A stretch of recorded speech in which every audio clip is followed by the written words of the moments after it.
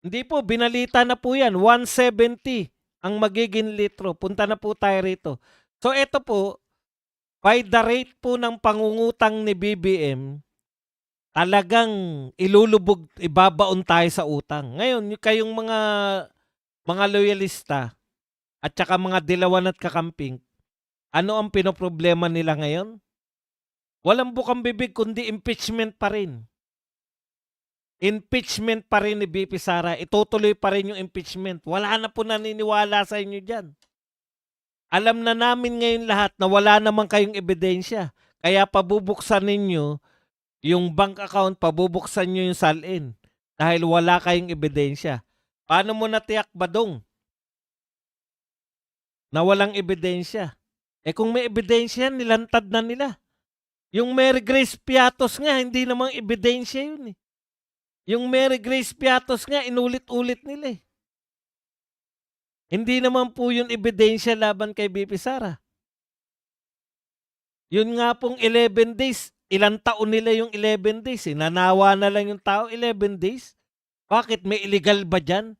Nung nakita ng tao na bilyong-bilyong piso, dinideliver sa mga bahay ng mga magnanakaw, teka muna, yung 11 days ba, ginastos o ninakaw?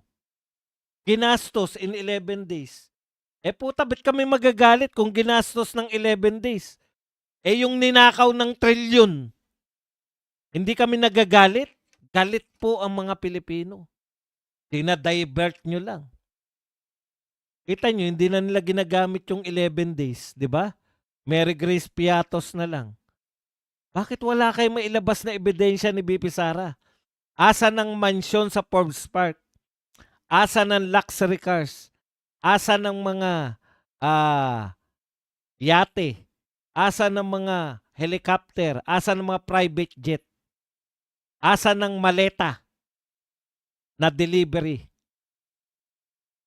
O yung mga tao, hindi na po naniniwala dyan na ang concern nyo, milyon na hindi ninakaw, hindi lang maipaliwanag. Gusto lang nila, ipaliwanag mo si Mary Grace Piatos. Hindi mo pinapaliwanag, therefore magnanakaw ka. Hindi mo pinapakilala si Mary Grace Piatos, therefore magnanakaw ka. Punta po muna tayo rito. Alam ko po na paulit-ulit na yan. Hindi po natin dapat kalimutan na wala po silang iniisip na pagtugon. Okay lang yan kay BBM lahat. Makakalimutan nyo rin yan. Kung yung flood control nga na trilyon, nakalimutan nyo na eh. Akala nila nakalimutan na natin. Yung trilyon nga, yung bilyon-bilyon nga kada proyekto na ninakaw lang. Wala talaga na ipatayo. Hindi na pinag-uusapan. Yan pa kayang pagtaas ng presyo ng bilihin. Utot nyo. Okay. Magkano ba tinaas ng presyo? Alam mo, optics lang po yan. Magaling si BBM. Biruin mo. Magaling. Nangyari na po to lahat kay Tatay Digong. Naiwasan niya po to. Una, nailigtas. Habang di pa po nagsisimula yung mga pumbahan. Buti nga, isa pa lang namamatay na Pinoy. Hindi pa po nagsisimula po nung panahon ni Tatay Digong. Hindi pa nagsisimula yung mga missile. Wala pang pumuputok na missile. Naghahanda na po ang gobyerno natin para ilikas yung mamamayan. Mayroon ng barko, mayroon ng mga eroplano na nakahanda. Kaya sabi ni BP Sara, madali lang naman magligtas ng mga Pilipino. Magpadala ka lang ng mga eroplano dyan. Kinantsawan pa eh. Imposible daw yung sinasabi ni BP Sara. Yung pala nakita natin lahat ng bansa nagpapadala na. Lahat ng bansa puwera sa Pilipinas na isa sa pinakamaraming tao sa Middle East. Isa sa pinakamaraming Pilipinong naghahanap buhay sa Middle East na lang ang walang pinadadala. Laging late. Paano po tumugon yung gobyerno? Nagdeklara ng emergency. Nagdeklara na ng emergency. siguro bababa na yung presyo ng langis kasi siyempre titignan na ng gobyerno, bakit ba sobrang taas? Eh, may emergency powers na sila. Pwede na nilang pababain yung presyo. Bumababa presyo? Hindi rin. Eh bakit nagdeklara ng emergency? Para lang masabi na mayroon siyang ginagawa. Style ng ICI. 'Di ba? Oh, anong pinagmamalaki nila? Si BBM lang ang tanging presidente na naghabol sa mga magnanakaw. Ang tanong, may nahabol ba? Baka si BBM lang ang tanging presidente na pumormang naghabol, na pumupormang maghabol sa magnanakaw. Pero wala namang nahabol. Lahat po porma lang eh. Kaya magtatayo ako ng ICI para paimbestigahan lahat. Walang ililigtas. Wala daw ililigtas eh. Kaya imbestigahan ng lahat eh. Baliktad pala, lahat nakaligtas.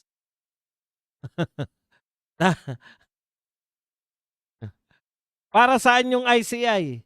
Para kunwari, mayroon siyang ginagawa. Lahat dito kunwarian na lang. Para kunwari, may ginagawa yung gobyerno. Kaya, may ICI. Ngayon na naman, ano po ginawa ng gobyerno ngayon? Una, nagdeklara ng emergency. Ha? Nagdeklara ng emergency? May gagawin na. O, nauna pa sa emergency, nagdeklara na bubuo ng crisis committee. Ha? Bubuo ng crisis committee? Yan siguro ang liligtas sa atin sa crisis. Kasi crisis committee. Tanungin nyo, meron ba na balita? Kailan nag-meeting yung crisis committee? Ano na pagmitingan? Lahat palabas. Lahat sinakulo. Lahat moro-moro. Pasensya na po yung mga moro. Hindi po yun yung ibig namin sabihin. Nakasanayan lang na moro-moro. Panay lang palabas. Lahat po to ay palabas lang. Bubuo tayo ng crisis committee. Kailan kayo huling nag-meeting? Ano pinag-meetingan ng crisis committee? Paano lulutasin? Meanwhile, ang taas po ng presyo ng ating langis. O i-update na po natin ha, as of April 4. Magkano po ang presyo ng langis? Ha? Okay, eto po. Alam nyo po ba na ang Pilipinas po, ang increase po ng ating diesel sa Pilipinas, nag-increase po tayo ng 81% to 145%. Mahigit na sa doble yung in-increase. Ang base po natin, bago po pumutok itong Iran war, bago po binomba ng Israel at ng USA ang Iran, tumaas na po tayo ng 145%. Badung, maiiwasan mo ba yan? Gera nga. Kakaiba po tayo. Alam niyo po ba yung pagtaas natin ng presyo? Ito po ang katangian. Highest increase globally.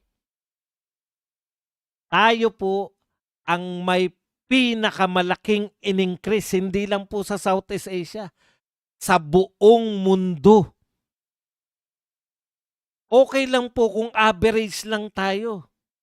Kung ang buong mundo, 80%, 60%, 76% lang po. Ang in-increase, okay lang tayo. Magkano po in-increase ng mga kapitbahay natin? Ang Indonesia po, halos wala pong, ang in-increase po nila minimal lang. 0% to 7.5%. Napakaliit po ng in-increase. 7%. Alam niyo po yung 7%? Para madaling kwentahin, 10% na lang po. Alam niyo po kung magkano yung 10%? Halimbawa, 45 ang diesel mo. Nag-increase ka ng 10%. Nag-increase ka ng 450. Kaya, magiging 49.50. Yung diesel, dating 45. Kunwari 45 lahat yung diesel. magiging 49.50. Thailand, 3.6% lang. 3.6% lang po ang tinaas sa Thailand. Laos, 32%. Singapore, na pinakamataas po ang presyo, 42% ang tinaas. Pababa po sila eh, pababaan eh. Oh, ang Pilipinas 145%. Pinakamataas sa buong mundo. Kahit na anong yabang ng gobyerno, hindi siya nakakatugon. Bakit? Pinakamataas tayo sa buong mundo. Wala pong tataas na sa Pilipinas sa pag-increase. Ngayon hindi pa rin tayo, wala pa rin.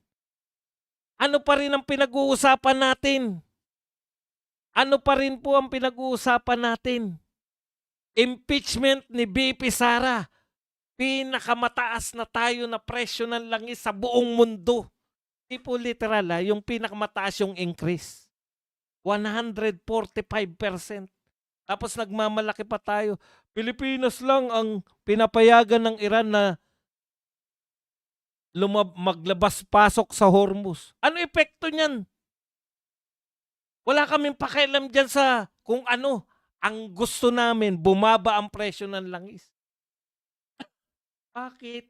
Hindi makaya kahit tayo lang yung pinagmamalaki pa nila. Panay tayo pagmamalaki. Tayo lang ang unang bansa nagdeklara ng emergency. Ano epekto ng pagdedeklara natin? Para lang may palabas tayo? Palabas lang? Ito po, hindi po lokohan na to. Tayo pala ang pinakamataas ang increase sa buong mundo. Buong mundo na! Ganun na tayo kagrabe, ganun na kawalang inutil tong gobyerno natin. Buong mundo tayo pinakamataas na tinaas na presyo ng diesel. Wala nang tataas pa. Ano pang pinagmamalaki nyo?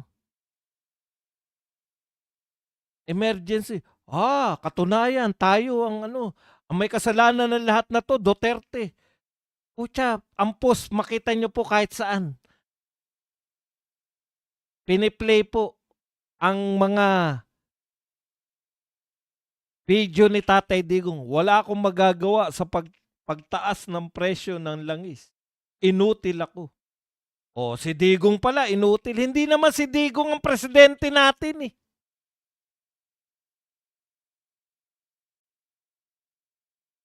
Wala pa po. Magkano ng gasol ngayon? Magkano na po ang LPG? O yun, pang araw-araw natin. Kaya paano po yan? Magbibigay kayo 5,000 sa mga driver. Paano yung mga hindi driver? Wala lang. Duterte pa rin. Ano pa rin tayo? Siraan natin yung Duterte. Palabas natin yung mga tape ni Duterte na hindi niya napigilan yung pagbaba ng presyo. Pagtaas ng presyo. Ang layo na po nun. Nakakulong na po si Tatay Digong. Si Duterte pa rin na may kasalanan. Pinakulong nyo na si Digong. Si Duterte pa rin. Pwede ba ibigay mo na sa anak kung hindi mo kayang lutasin? Wala naman pala kayong kakayahang lutasin, kundi manisi lang na. Wala pa rin. Ang gawain pa rin ng gobyerno. Kaya galit na yung mga tao kay Auntie Claire kasi wala namang ginagawa kundi announcement. Eto po, sisisihin na naman natin ng mga Duterte. May bago ba kayo na ginagawa? Nagdeklara ng emergency. Number 1. Una po tayo sa buong mundo na nagdeklara ng emergency. Kaya maagap tumugon ang ating Pangulo. Bakit tayo ang pinakamataas kung maagap ang tumugon? Bakit tayo ang pinakamalaking itinaas? 145%. Hindi pa 170. Next week, 170 pesos na ang diesel. Magkano yan nung nagsimula? Nakakasuka kayo. Tapos, ang mababasa natin, maririnig sa lahat ng mga media natin, demonyo mga Duterte, masamang tao mga Duterte, magnanakaw mga Duterte, pero never niyong mariringgan ng ating mga traditional media, ang ating mainstream media na numero unong korap ang gobyerno. Panay palabas, sarsuela, moro-moro, panay panay tayo. Alam nyo, wag ng sarsuela, pasyon, kalbaryo, Biyernes Santo.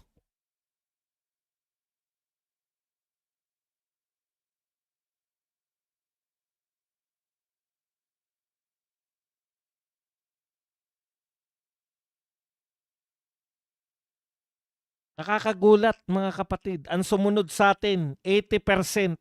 Tayo po, 145% ang in-increase ng ating diesel.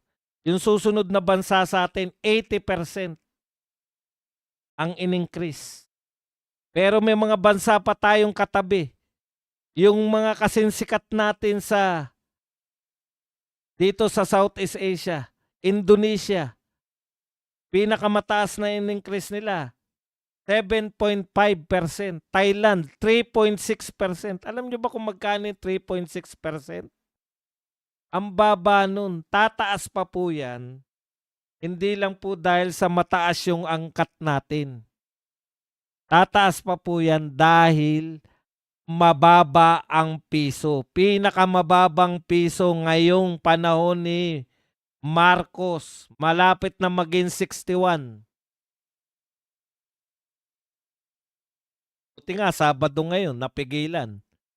Magkano na ba ngayon? Ang dollar to piso.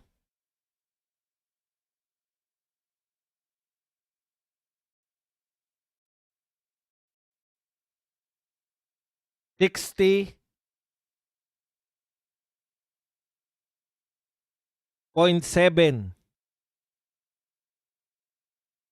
60.73. Konti na lang, 61 na.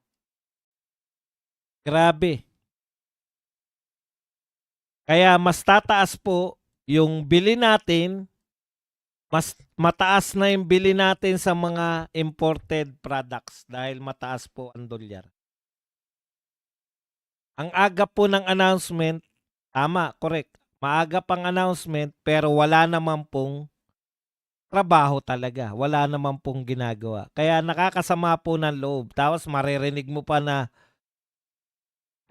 pag nanood pa kayo, maririnig nyo pa ang pangalan nun? Si Lovely na meron English accent na hindi